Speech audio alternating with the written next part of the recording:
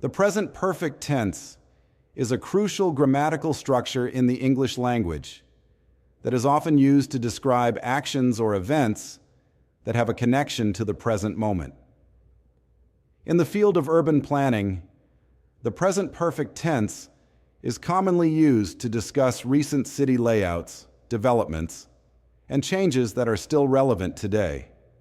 By examining various urban planning projects around the world, we can gain a better understanding of how the present perfect tense is utilized in this context.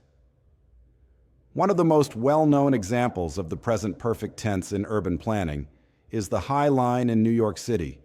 This elevated park was created on a disused railway line in Manhattan and has become a major attraction for both locals and tourists.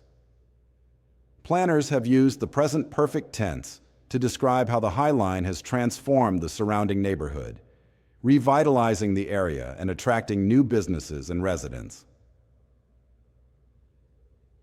Another example is the Olympic Park in London, which was built for the 2012 Summer Olympics. Urban planners have used the present perfect tense to highlight how the park has been repurposed since the Games, with new housing developments, public spaces, and cultural institutions added to the site. The present perfect tense is also used to discuss ongoing maintenance and improvements to the park, ensuring that it remains a vibrant and accessible space for the community. In China, the city of Shanghai has undergone rapid urbanization in recent years, leading to the creation of new residential and commercial districts.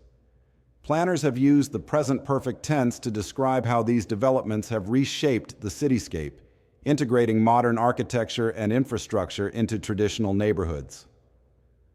By using the present perfect tense, planners are able to emphasize the ongoing impact of these projects on the city's growth and development.